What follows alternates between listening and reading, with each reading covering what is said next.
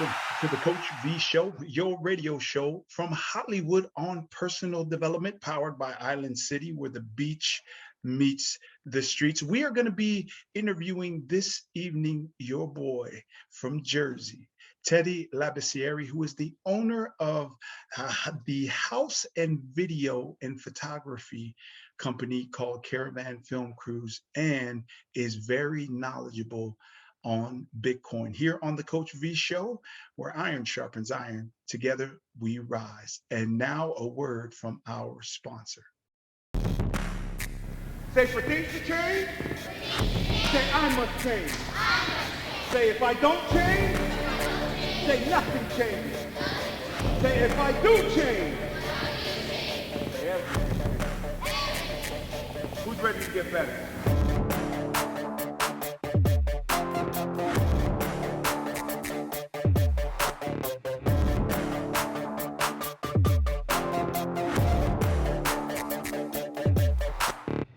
Look for in all you guys is a champion. The three main things that we try to go by is character, choices, and champions.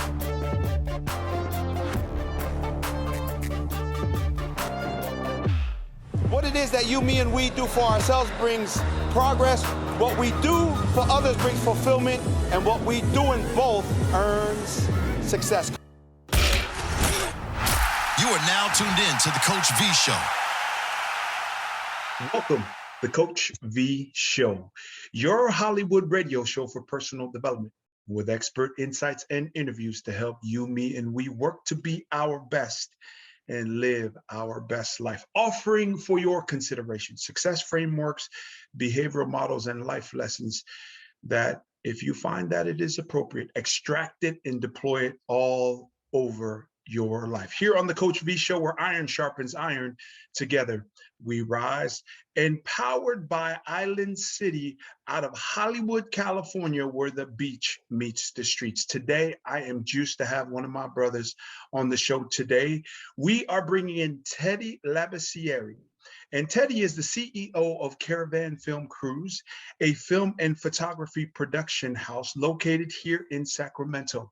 Teddy is a New Jersey native who relocated to Sacramento in 2008. Since then, he's worked on a number of commercials and documentary film projects all throughout California, and even on political campaign projects, including the presidential run, along with being a cryptocurrency enthusiast, and I call him an expert. Teddy has been creating cinematic storytelling videos as well as captivating photographs for a very wide variety of purposes. Coach V Show family and Island City family, welcome to the show, your boy, Teddy Labissiere. Teddy, welcome to the show. What bro. up? How you doing, brother? What's up, my man? How you doing? Yeah, I'm doing good, man. Can't complain. Nobody would care anyway, you know? Yes, sir. You here in the 916? I'm in the 916, man. I'm actually at Proxy AV, Adam's studio. Adam Coleman, the Adam Coleman. The Adam Coleman. Yeah, that's awesome. You guys are doing some great projects, and I look forward to having Adam in the show in the future. Teddy, let's just start off by telling your story and what is your genesis point? Yeah, so, you know, I was born in Jersey City, New Jersey, 1987. And, you know, grew up in North Jersey, Bergen County, between two towns called Dumont and Bergenfield. And, you know, grew up like most people do, you know, and in my pursuit for entrepreneurship, which is something I had like a real hunger for. But at the time, you know, entrepreneurship was like this weird term that nobody was trying to hear, you know what I mean? Right. And so that energy went elsewhere, and I ended up, you know, I actually worked with for a mortgage company for a little bit, but it was under an employer that didn't quite see the benefits of, you know, having a young guy like me in as part of the organization, and ended up being, you know, somewhat toxic. And I had a bad taste in my mouth from, you know, that whole experience, and I decided to just captain my own ship, and I ended up, hitting the streets. Right, To right. say, to make a long story short, you know what I mean? And I did that for a long time. Even when I came out here to California, I was quite involved in, the street life. But I tried to get out, and me and my boy who was in it, we tried to get out through real estate again, right? Tried to give it a stab again, and man, same thing happened where we ran into a guy who saw two young black men that looked like we knew our way around the street a little bit, and he said, "Hey, you guys ever heard of medical marijuana?" And he said, "Nah, I never heard of that ever in my life." You know what I Right, mean? right, That's like a right. very foreign thing to me, bro. He said, "Yeah, weed's legal in California." I was like, "Bro, get out of here." And he introduced us into legal weed, and that just kind of, it kind of blew our mind, and also sent us off into a path where we pursued what we thought was, the best of both worlds. The stuff that we used to do that we had to hide, versus, doing it legit. But what a lot of people don't understand about going that route is that at the time, it was very, it was like, hey, on paper, on paper, everything's good. Yeah, go ahead, do your thing. But in the spirit of the word, you know what I'm saying? Yeah, taboo, The right? spirit of the law, right? You know Yeah, what I yeah, mean? yeah. It was like, nah, son, this is not for you, right? And it was like, hey, how can we do this legally without getting, treated criminally? And it was, at that time, it was pretty much impossible to get around it. You're gonna run into the system one way or another, and we literally ran into it in every possible way you can imagine. Anything you could get caught for doing medical marijuana stuff, that's what we got caught for it. You know what I mean? Because we weren't really trying to hide it, but it was a very confusing signal, and eventually I just said, I don't want to do this anymore. Yeah, right. And Because it was legal, but it was hard to get a bank account, right? The it's national still government, hard. right? The Yeah. national government didn't bureaucratically accept it as being legal, but Yeah. you could do it business wise, so California could tax you on it, That's right. right? And you had to be taxed on it, you know what I mean? But Yes, bureaucratically, it was just a runaround, right? federally it was illegal, Yep. and then so, with law enforcement, it was kind of like a grip like this that would just loosen over time, right? So, Hmm. at one point it was like basically no tolerance. We catch you with anything, you're done, And then they said, okay, well, if it was like under a pound, then you can get away with it. And then it was 6 plants, and then it was 12 plants, and then they started to not touch anything under 100 plants, right? Right, And it just right. kind of kept going from there, and loosening. Where on the local government level, that's what happened. That's interesting. So let's go back a bit further and just Sure, connect the sure. dots here. So, did you go to school all throughout Jersey? Elementary school, high school? Did you do any college? Where was that at? Yeah, so I did pretty good at school. I was a pretty good student, I would say, for the most part. Elementary and middle school, I was in Catholic school. Then I went to Bergen Catholic, um, and the thing about going to a school like that is that, you know, you have what your idea of it is, right? But then when you go see the folks there and you get to know all the kids there, it's something completely different, right? And so, like, the kids I hung out with in my town, we don't do drugs. We don't mess with drugs, you know what I mean? Like, Right, the right, the, right. the, the biggest thing is like weed, weed and drinking liquor, that's it. You know what I mean? Like, we don't do Yeah, none of the other stuff. But where I would go to school at every day, man, the kids was on like way out high there level type stuff, right? stuff, you know what Yeah, I mean? because Right? they And I could was like, access whoa, it and afford it. They could access it yeah. and afford it, right? And there was little consequence, you know what I mean? To be quite honest, right? Man, I know kids personally who got caught doing all kinds of stuff, and they graduated with me, and I was there when they were getting caught doing stuff, you know what I mean? All these 4 years, right? And so, it was very different in terms of that. And then at the same time, right, I got exposed to how some of these kids live. One of the kids that went to school with me, we used to play basketball every day after school because both our parents would pick us up late, right?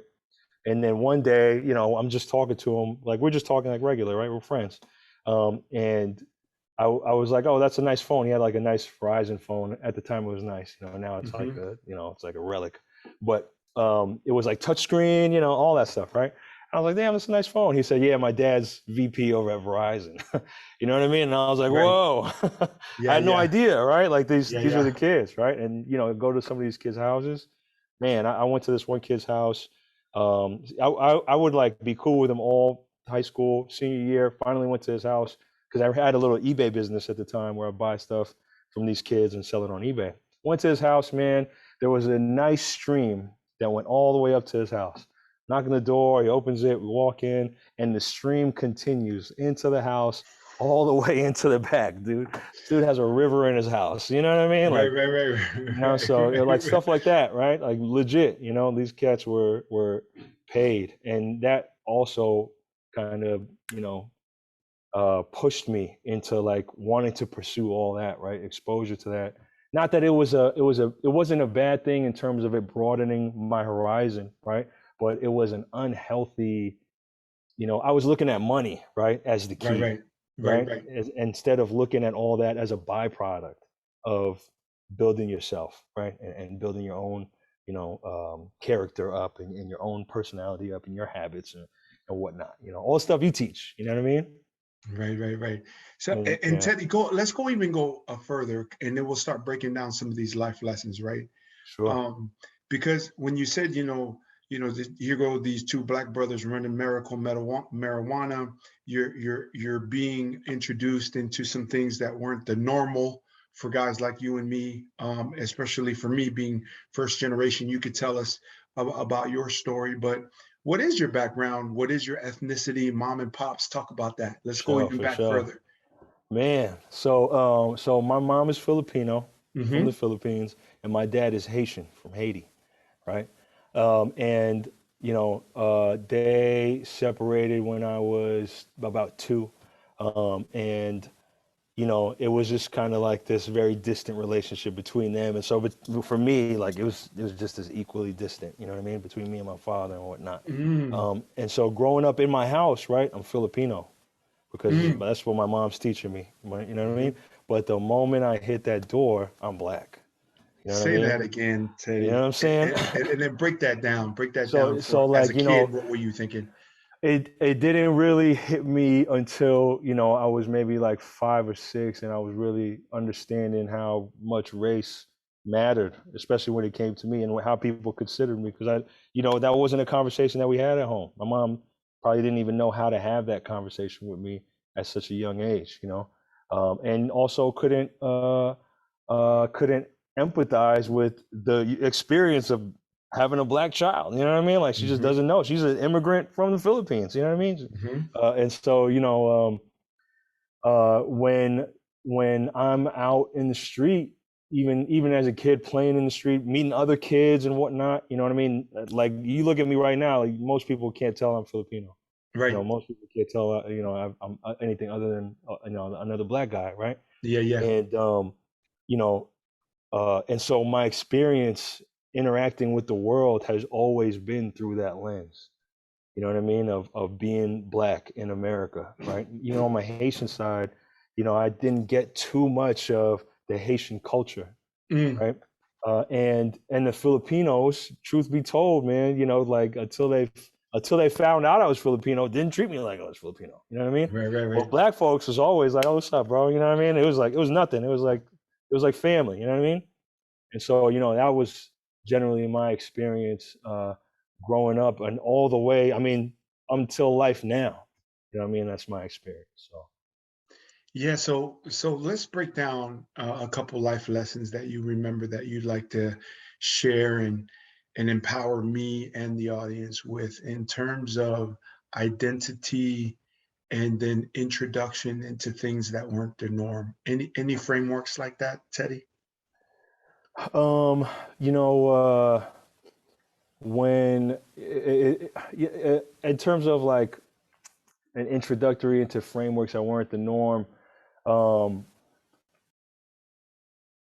man, there's a lot I could talk about. I don't know if we got that much time, right? Yeah, just choose a But few. Choose a yeah, few, yeah. right? Yeah, yeah.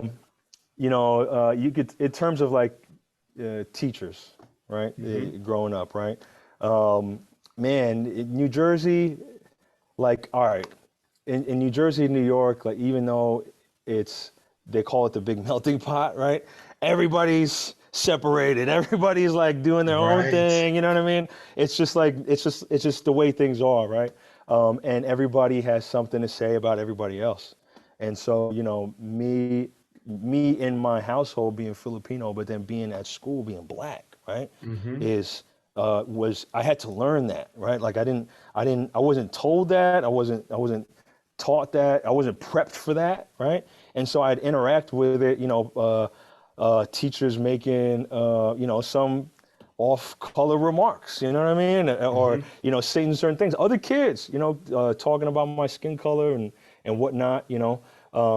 Those things were, you know, things that I would just run into and be like, what's going on here? You know what I mean? Or not Yeah. even understand the overtone of it. Just thinking like, oh, that was weird. You know, I didn't really know what that meant. But then as I grew older and I got to understand how things worked, right? Then, you know, I reassessed a lot of those things and put them in there, like filed them away properly.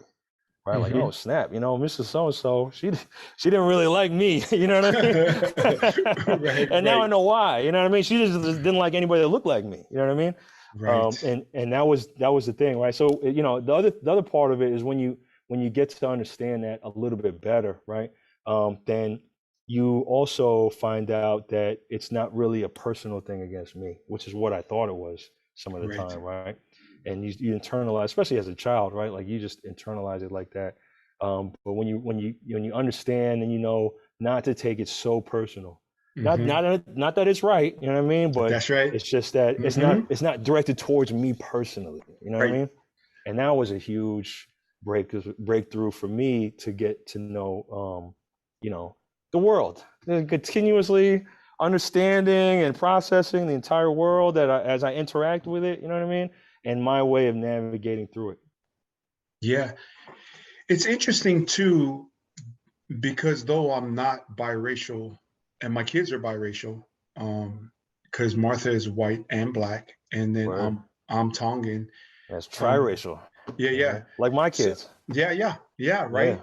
And so it's just really interesting how when I was growing up, because I grew up in Pomona and I played with all the brothers on the basketball team, track team, you know, I spoke a certain way, right? For So then sure. to my people, to For my own sure. Tongan people, they'd be like, Yeah. man, why you always trying to act black? Right? Uh-huh. Uh-huh. Right. And then I went to UC Davis and I came back with a very different vernacular For sure.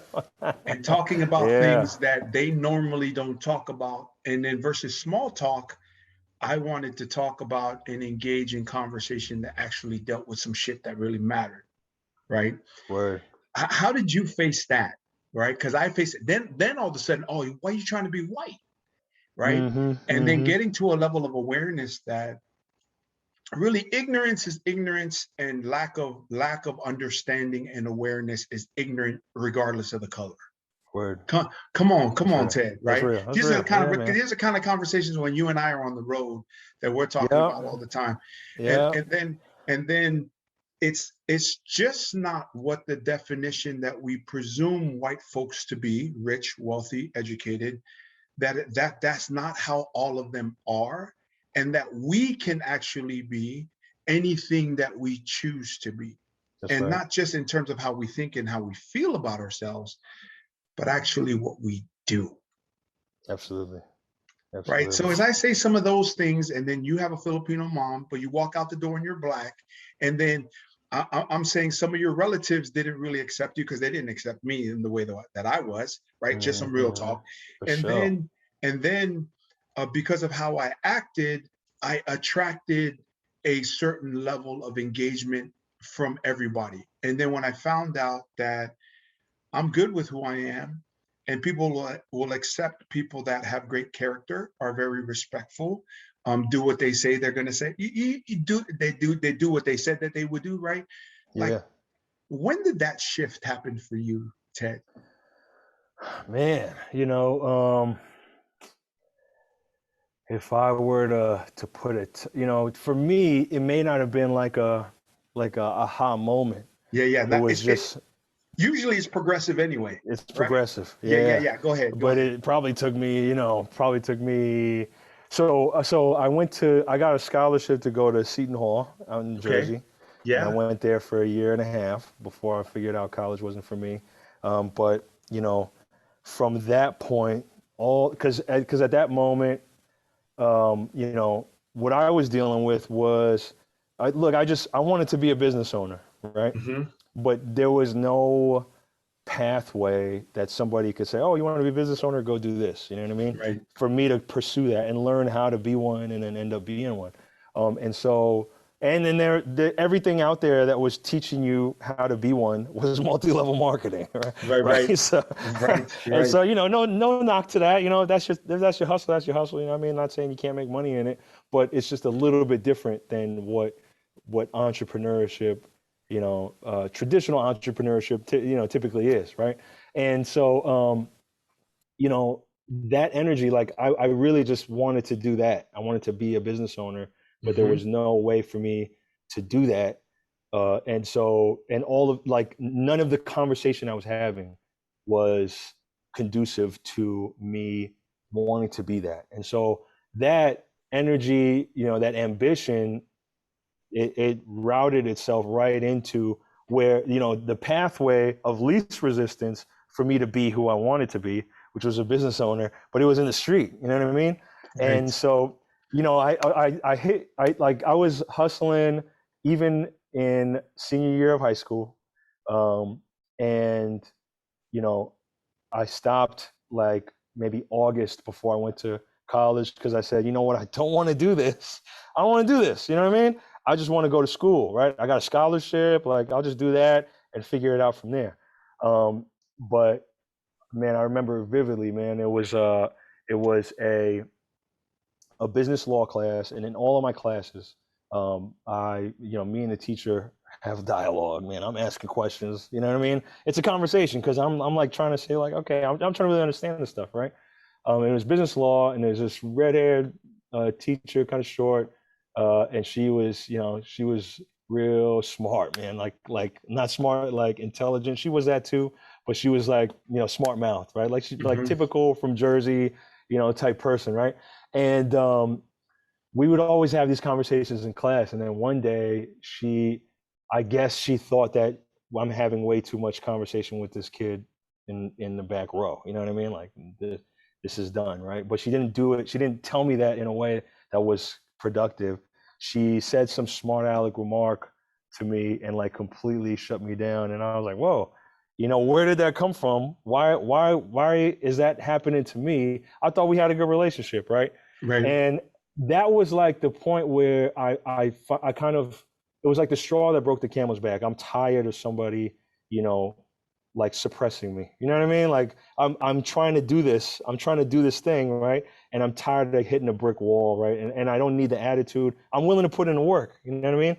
But I'm just tired of all this, like people just saying, older people saying I can't do something or anything like that. And at that moment, I was like, I'm done. I'm done trying to pursue this route or whatever. I also looked to my right and my left, and I was like, I know you guys, and I don't think we're headed in the same place, right? And so I gave up at that point on on pursuing a degree and then go and get a job and all this stuff. I was like, I'm done with that. And at my school, it's like another Catholic school, another private school. I know every day, every Thursday, Friday, Saturday, Sunday, and sometimes Monday, Tuesday, Wednesday, you know what I mean? Kids is partying, you know what I mean? And I had a roommate who's very successful now in real estate. And I know he was doing his thing. He was hustling. He's from Brooklyn. And I literally it was it's like a dorm suite where there's 2 rooms in the dorm, you know, walking to the hallway, and then there's 2 rooms. So I went from my room, I knocked on his room. I said, hey man, you know, could I buy an ounce from you? And he was like, yo, do you want to just do this together? And that was it, man. You know what I mean? It was me, him, and another dude, and we were just, you know, hustling at Seton Hall.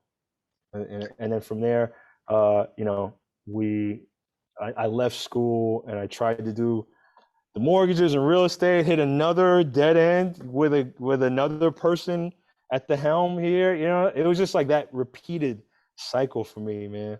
And so, you know, with Caravan Film Crews, I just decided to be the captain of my own ship. I didn't, you know, I just didn't want to do it anymore, man. You know, so.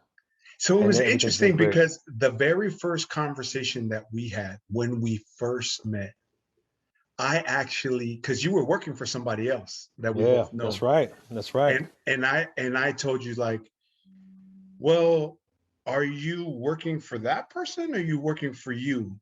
Because I would love to just work with you. Yep, that's right.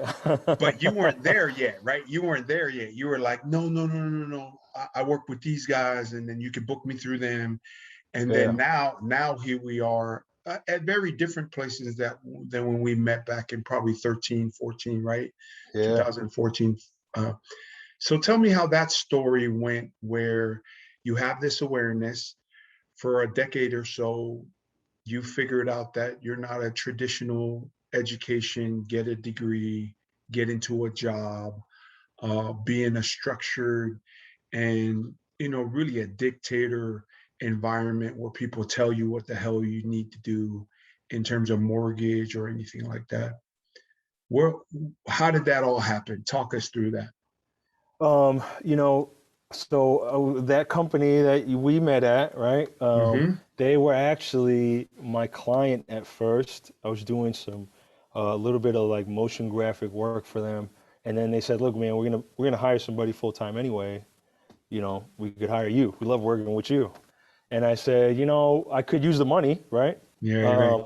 And I told them, look, if I got a gig though, like I got to take the gig. And they were totally cool with that, right? And it was a cool environment.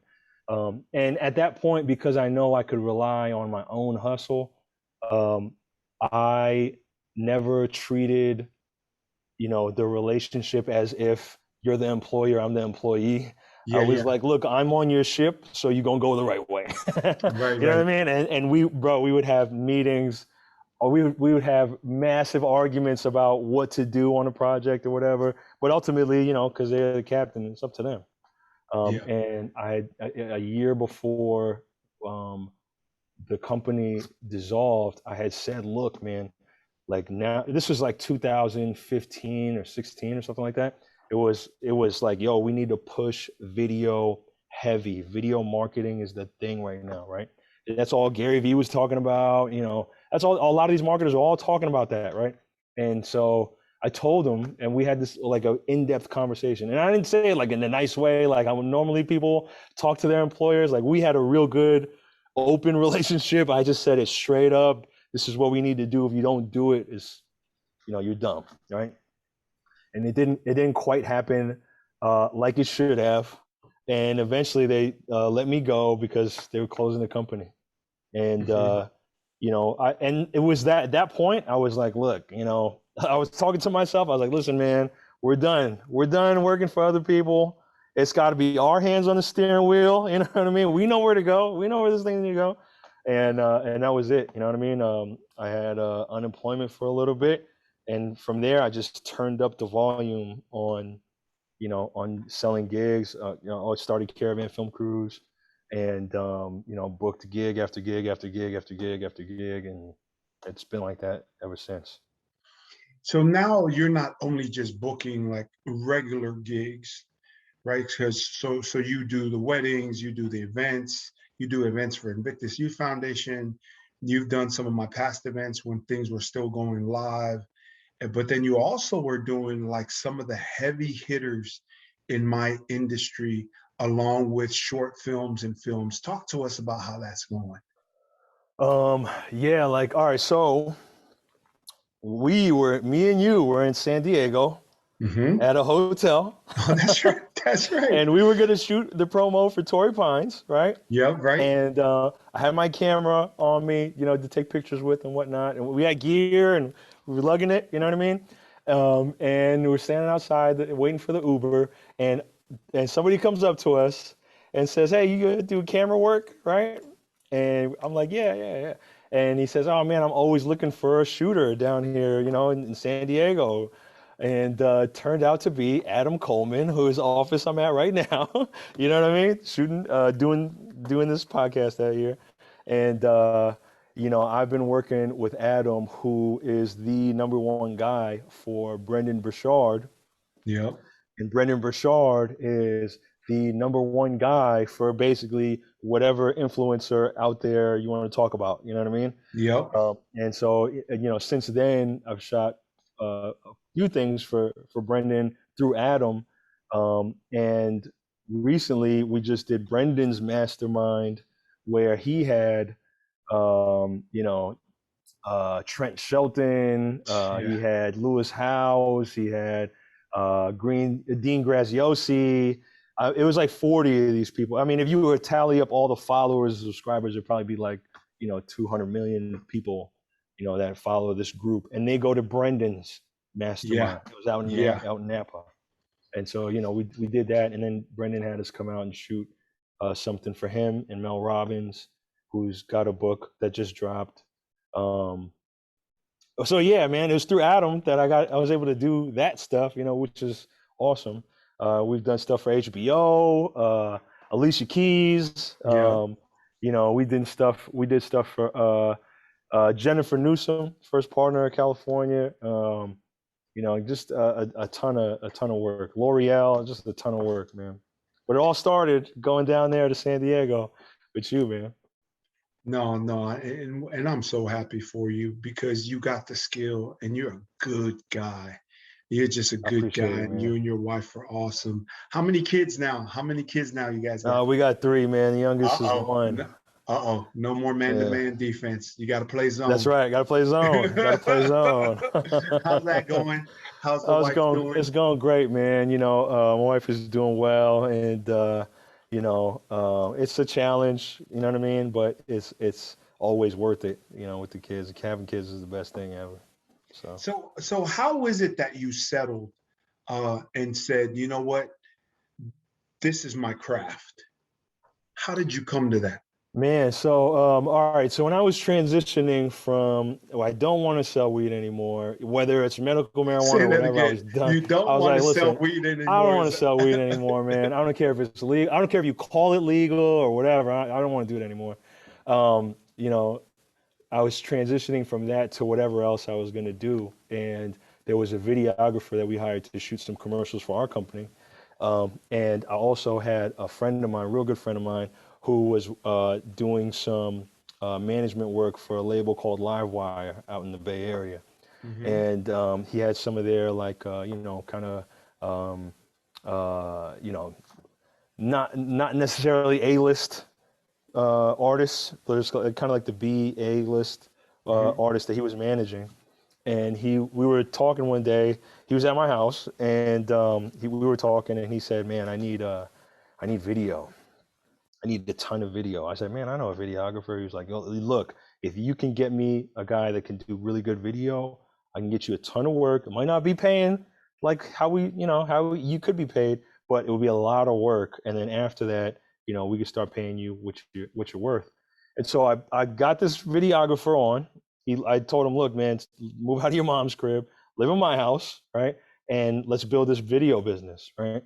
And so we did that, but he was not understanding the fact that when somebody hires you to do video, it's their video, it's not yours, right? If they want changes made to it, dude, you got to do it. You know what I mean? And look, man, these were not the dudes that were going to send you an angry email, you know what I mean? And say, like, per our last conversation, we're nah, you know what I mean? Like, you mess up too many times, bro. Like, these guys want to come see you now, right? And it got to that point. And even I wanted to kick his ass, right? And so I had babysat him on enough shoots. I had babysat him editing. I said, you know what, I could do this. So, my boy Lou at Timeless Studios got a camera for me because he was another friend of mine, and he had come to me and saying that, man, I need video work, right? I got a ton of artists in my studio. I could sling a ton of video. And me and him just did a ton of video for the first 2 years while I was just kind of learning. And I just fell in love with it, man. I loved shooting photos, video, and I love it to this day. You know what I Yeah. mean? Yes. You got such a creative touch, but then you've also put in the work to really have that creative insight. And what was that like? Because there's so many people that go for training. I get hired to go speak, coach, and train in so many different industries. But I often talk about to my clients is that, you know, it is my job to impact how you think, feel, what you do, how you see things, and how you say things. But it is the doer that can achieve all the other things. What to think, how to feel, how to see things, and how For to say things, sure. right? It is the doer. So really that's what I call like the school of hard knocks. That's proverbially used as, man, you learned this thing the hard way by this is your craft, this is the way you're going to eat. You either figure this stuff out or you're going to die. And then also that you fell in love with it, and you fell in love with not just the outcomes but the process. How is it that the doing has just brought you to where you are right now, Ted? Man, after you spend the better part of your adult life, running packs from one place to another, taking penitentiary chances, Yeah. settling beef, you know what I mean? And all of that, right? For me, man, it was like, if all I got to do is shoot more videos, you know what I mean? And maybe not make as much money. Like, I was like, it's easy. I could do that. You know what I mean? Like, that Yeah. doesn't require any courage at all. You know what I'm saying? I really didn't care what anybody thought. I didn't put my timeline according to what everybody else I thought was doing and what kids my age were achieving at the time or whatever. I said, look, man, we got to reset. I was listening to a lot of the Honorable Minister Louis Farrakhan, and that was like really just calibrating my whole self-awareness and all that, reassessing a lot of my weaknesses that I didn't see before, you know what I mean? And redefining what it meant to be a man. And so from there,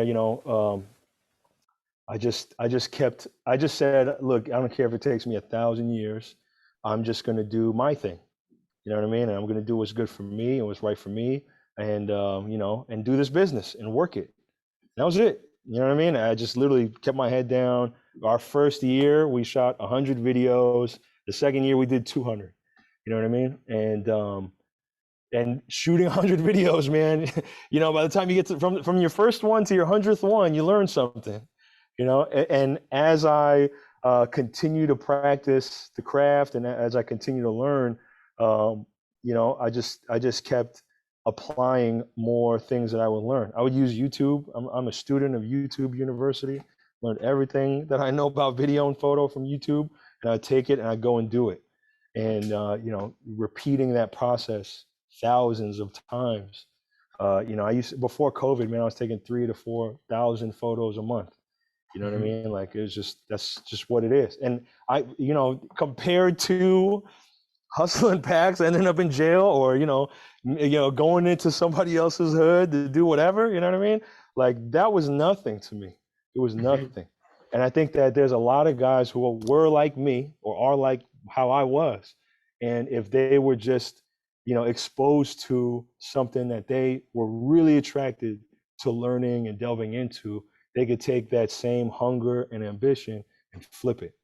You know what I mean? But it's the exposure part, and it's also having a space that, will allow you to let that go. You know what I mean? And go and pursue, what you really want. Because, there's a term, man, where, like, a real nigga doesn't want to be a real nigga, bro. Doesn't want to, man. You know what I mean? Right. Doesn't want to, right? Has to, though.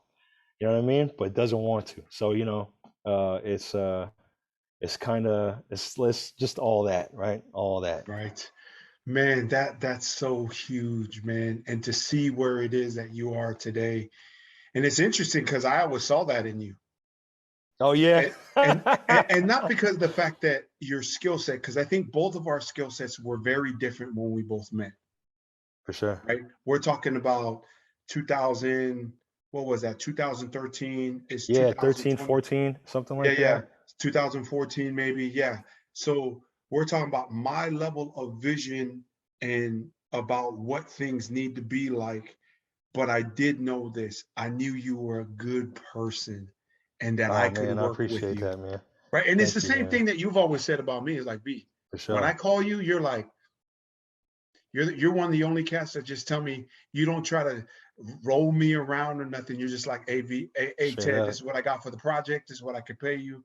Yep. And I remember the first time we paid you, you were like, man, almost like a shock that we would pay you $1,000 something for a video shoot, right? Uh-huh. Right? Remember Yeah. that? I remember. Yeah, I I didn't remember. tell you that. I I didn't remember, say, man. but I remember, and you were like, and you were just so grateful because it was probably one of your better payouts, right? When you Yeah, first man. started, right? It And I sure was like, was. Yeah. and the staff was like, man, we can't afford to pay the video guy $1,500. We ain't got no money. And I was like, we can't afford not to pay a video guy Mm-hmm. $1,500 because Right.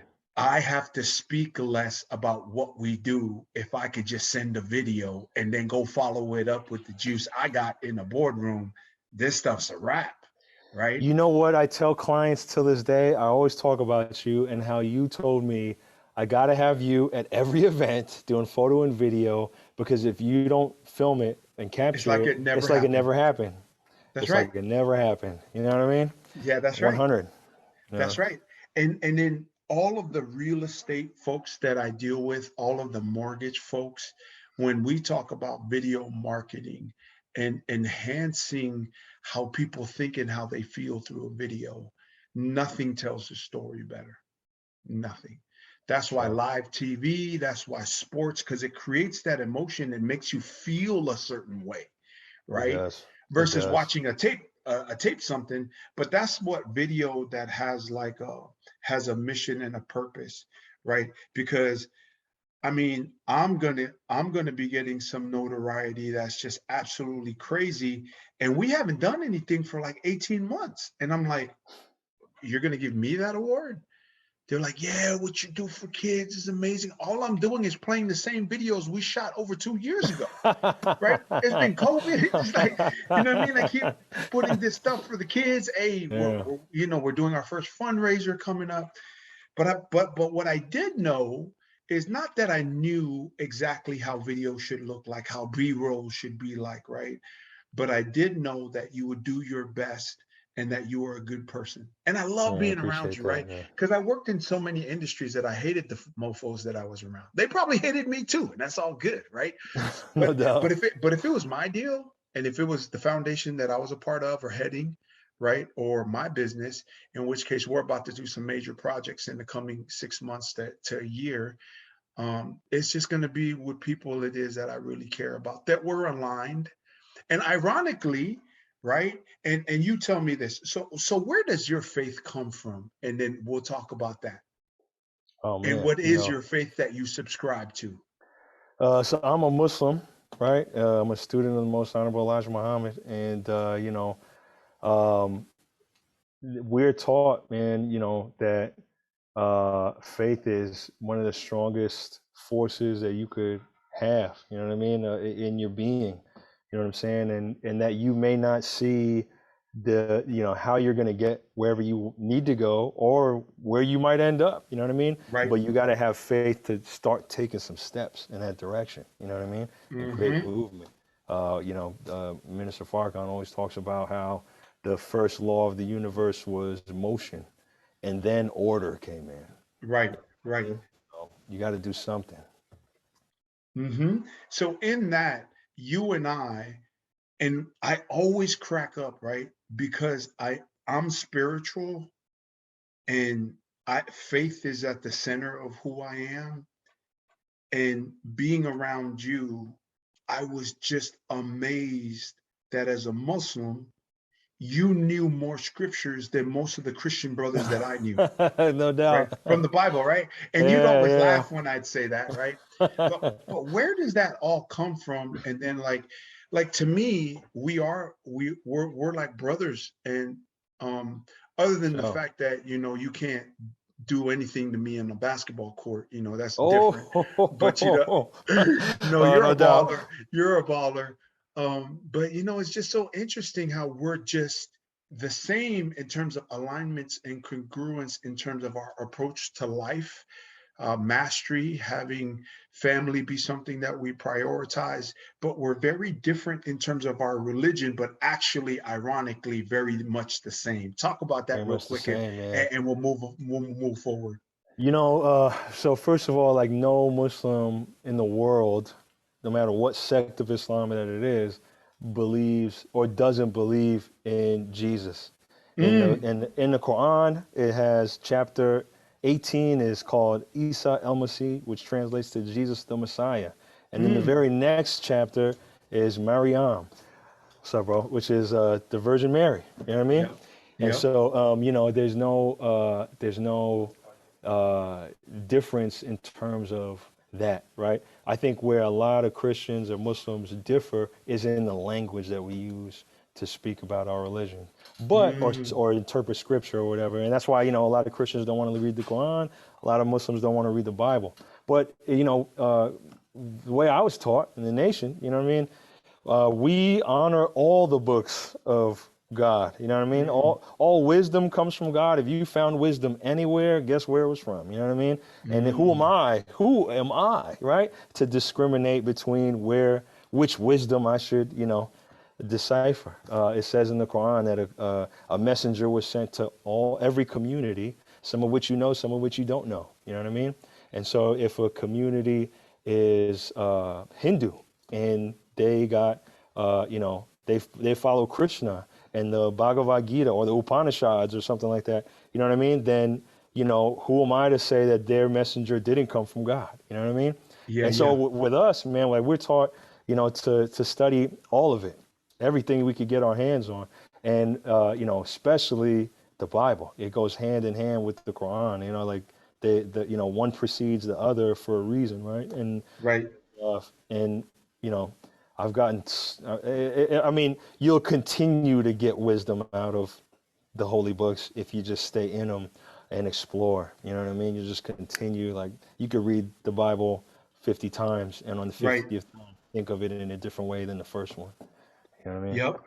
And in that, let's take all of your experiences, Ted, Yeah. and let's talk about what would Teddy Labissiere's message to the world be? What is that? Do unto others as you would have done unto yourself. Most Honorable Elijah Muhammad said that's the best religion. I think if we all just followed that, we'd be straight. You know what I mean?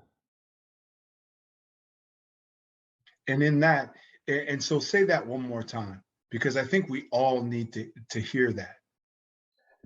It's the golden rule, right? Jesus said there was two commandments, right? Love God Hmm. with all your heart, all your soul, all your mind, all your spirit, right? And love one another as you love yourself. You know what I'm saying? You do those two things, you know what I mean? You honor the source of your creation, right? And then the creation that you're amongst. You know what I'm saying? It don't really get no better than that. And when you start to look at things in that lens, you eliminate a lot of um, the superficial concepts that we apply to race or sex or age, you know what I mean, and things like that. And you begin to see the world open up to you and all that you can glean from it, that you can Yep. learn. Man, that's an awesome message and a great message and wisdom from you. In that, what are some of the projects it is that you're working on now, and this Bitcoin aspect that I see you posting about all the time? What's that all about? Yeah, man, I'm heavy, heavy, heavy into crypto, man. So look, Bitcoin is a peer-to-peer, meaning that there's no intermediary company or person that facilitates the transaction from one person to another. So it's a peer-to-peer, decentralized, meaning that's nobody owns it, nobody runs it, nobody controls it, right? Open source, meaning that anybody has access to it at any time, right? No, you don't need permission to access it. Ledger, right? So it's keeping track of the inputs and outputs of accounts, right? That's really all Bitcoin is, right? But there has never been a way for anybody to use a digital form of money until Bitcoin was created. All the other forms of money that were digital required a central entity, required, permissions, required, somebody to control it. And so, if you had arrested that person, which is what happened to some of the other people before, then that network was done. You know what I mean? Any money that you used to buy that coin was gone. If somebody hacked the computer, well, that was it. It's done. It was all controlled out of that server. You know what I mean?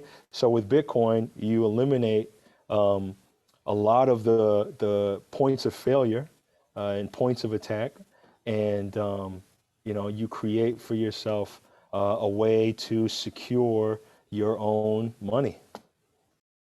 That's amazing. And then really the main thing that I hear you talking about, and then that I find is so intriguing, is really the not regulated aspect. Talk about that. Right? So because even the creator of Bitcoin, who's called by Satoshi Nakamoto, but we don't even know if that's that person's real name. We just know their software works. You know what I mean? Right.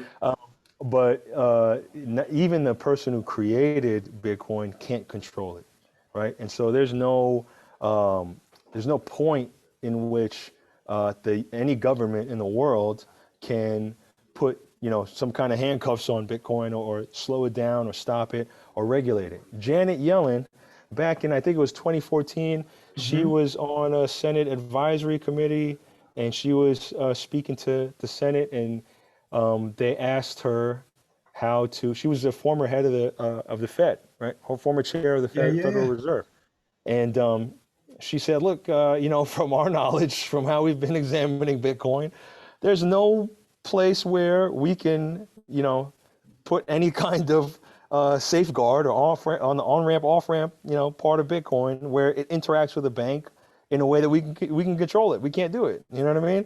And they said, well, people are trading their money for Bitcoin. And I said, she was like, well, you might be able to control the money being spent on exchanges, but in terms of controlling the network that Bitcoin is, there's nothing you could do.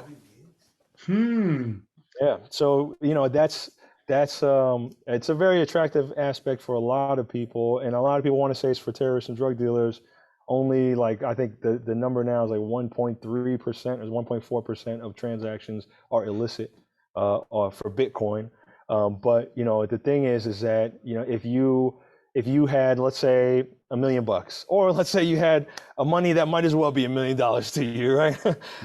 And you wanted to put it into thousands. Bitcoin. Those are people that just have thousands. Yeah, right. So what's it called? If you wanted to put it into Bitcoin, you want some kind of a surety that you can control that money, right? I know for the money I put in, I want control over it. I don't want anybody else, watching my money, having access to my money or anything like that. I want to be the one in control of it. And that's what Bitcoin provides exactly, is your ability to control your own money, transfer it at will.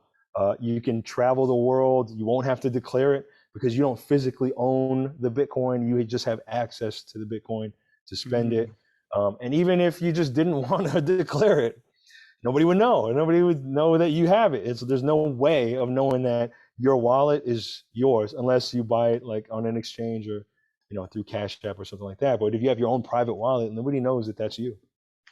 And then you couldn't get charged like you do on your stocks and the monies that you get paid out on your stocks on a dividend. So you could have that money growing and connect, and you don't get taxed on it unless you pull it out. Is that correct? That's right. So buying cryptocurrency is not a taxable event. Hmm. Even a cryptocurrency appreciating over time is not a taxable event. The Right, moment right. you turn it into any other currency, whether it's another cryptocurrency or into dollars, boom, now you're hit with capital gains tax and you need to pay it.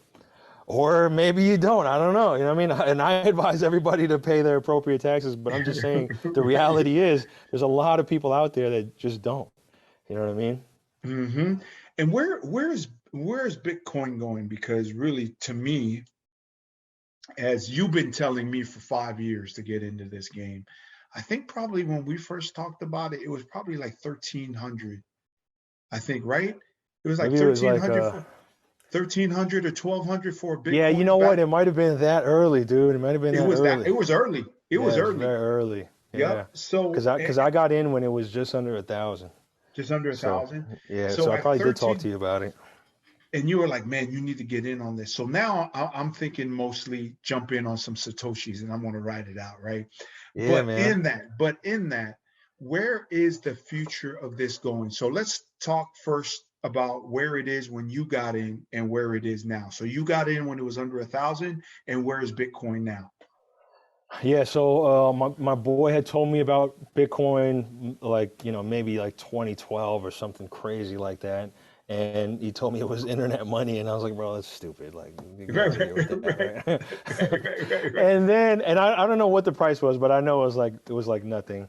But then, um, what's it called? It was like December of 2016, and I was looking at it, and it was like $850 a coin, and it like literally like blew my mind. I had an immense amount of resentment and regret, Yeah, and then yeah. wonder. You know what I mean? I was like, what's going on here?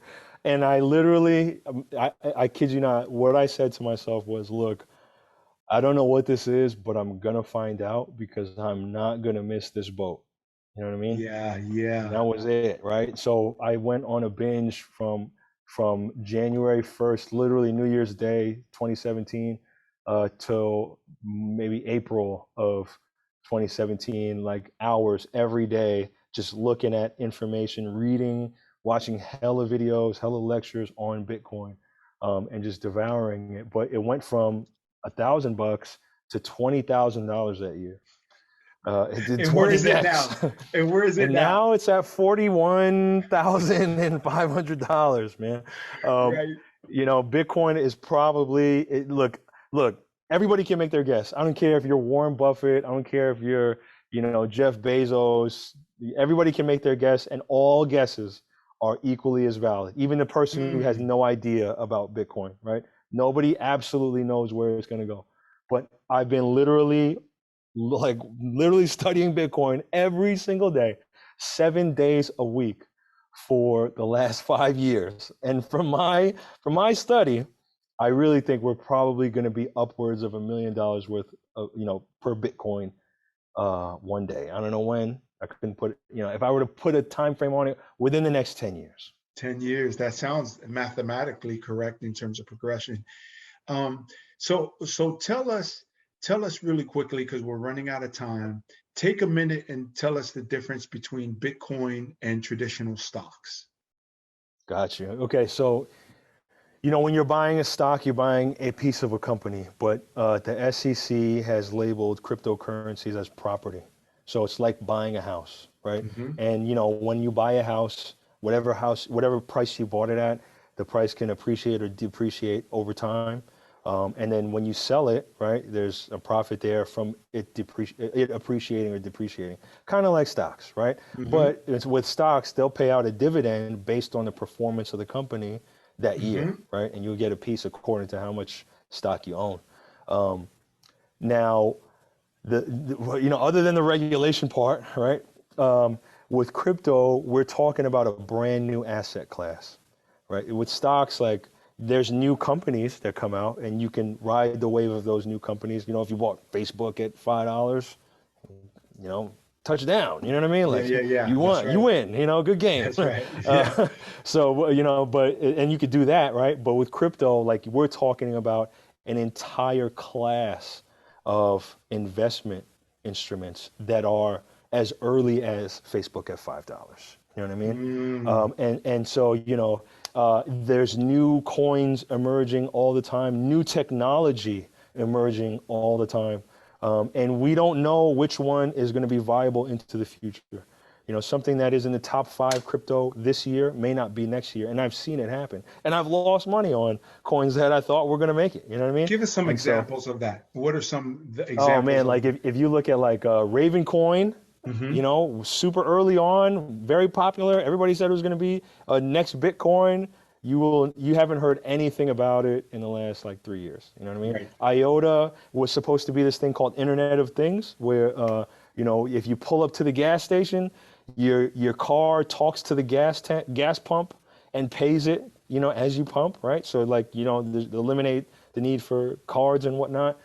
That project, I think it's a great project. It looked really good. The guy who ran it made enough money off the coin, of just owning the coin and the price run up of the coin, that he just let it go. He just said, I'll just retire, dude. I don't need to work on this. And so that fell off all the way off the map. You know what I mean? It did. And So it appreciated and then fell off. Yeah, it appreciated in price, right? And so the guy who owned it got rich. And he literally didn't work on that technology for the last 3 years. At the beginning of this year's bull run, 2021, when he saw the price of Bitcoin or where it was, this is like the literal conversation he gave to an article that was written earlier this year and back in January. He said, I think I might get back into working on IOTA if the price of Bitcoin is where it's at right now. Like, so this is a guy who didn't even believe in crypto, made many millions off of this stuff, off creating one. You know what I mean? And that's the part where, people have to be very careful. I say all the time, you have to do your own research. You cannot just listen to anybody. I would not call myself an expert, even though I know what I know, because even the people who I know more than me don't call themselves experts, Right. because that's a very dangerous thing to call yourself in this space, because it's changing all the time, dude. Yeah. It's like new It's stuff is dynamic. popping up all the time. Very Yeah, dynamic. man. Yeah. So In that, take 30 seconds and just do a sign off about what your final word would be on the Coach V Show. We got to get you on here more, and just do like a quarterly report on Bitcoin. Yeah, I think man. we got to do that. But in that, what's your final word? What's your final message about just being on the show, about your journey in life? Take 45 seconds, please, Teddy. man, I would like to take this time to wish V a happy birthday, because at the time of this recording, it's his birthday. I thank God Appreciate it. for V. He's my brother for sure. I've known this guy for a minute now. I have had nothing but positive interactions with his character. No matter who he's talking to at any given moment, I can't thank V enough for all the coaching he's done for me. You know what I mean? And all my folks that has interacted with him. V is just a solid dude, and a ton of experience, a wealth of knowledge. I couldn't be more honored to be on a show, bro, for real, man. And I love you, bro, for real. Man, I love you too. The last send off is not supposed to be for that, but I appreciate it. but we gotta get you on more. Thank you for your insight and taking the time. I know you're so busy with all of your projects that you would take the time to just share a story about a brother who's Filipino and part Haitian, growing up, raised by a mom who was strong, and that has helped you get through all that you've been through, really answer the challenge of your identity crisis, whether you knew it was a crisis or not. Word. And then leaving the weed show and the weed business, and coming in and doing what you're doing now. And then also this aspect of, I call you an expert, but you're just so knowledgeable, and you say it in such a plain way where people can really subscribe and believe in it. Man, I'm glad you guys get it, man. I'm glad I'm saying it plain, because Yeah, I wonder sometimes, if I'm getting too into the weeds, man, No, you're doing great with that. So I appreciate that. In that, to everybody who's tuning in, welcome to the Coach V Show. We are finished here with brother Teddy Labissiere, and he owns the house and photography video house here in Sacramento, California, called Caravan Film Cruise. You could find him at Caravan Film Cruise, and also your Bitcoin one, right? What's your Bitcoin one? It's a YouTube channel called Caravan Crypto. Yeah, Caravan Crypto. So you can find Yeah. him on there as well. You want to throw out an email address so people can email you? Yeah, if you can just email me at shoot@caravanfilmcruise.com. I've never charged for answering any crypto questions. If you want me to talk to your company, if you want me to talk to your family, friends, there's a ton of really bad information out there. And I know when I first got in, it cost me a lot of money to figure out that it was bad. You know what I mean? And so I made some bad moves. So I would like to save you all that trouble. I never charge for it. I don't have like a hidden course to sell or anything like that. I'm just like literally, I'm here to answer questions just so you have a nice time investing in crypto and you make some money and you do something good for you and your family. You know what I mean? I appreciate you, brother Teddy. In that, Teddy and I are signing off. And really the reason that I would always ask that you tune in every Mind of Motivation Monday is not just for the sake of success, but really for the sake of being your best. In doing so, you realize the best of your abilities and that everything and anything that you dream and work for can be achieved. This is how your boy Teddy Labissiere and your boy Viliami Tuivai lives, all about faith and family. Grateful for God's amazing grace. Until next time, from here at Island City Media Group, your boy on the Coach V Show, your Hollywood radio show for personal development. Until next Mind of Motivation Monday, brother Ted here and your boy Coach V. Peace.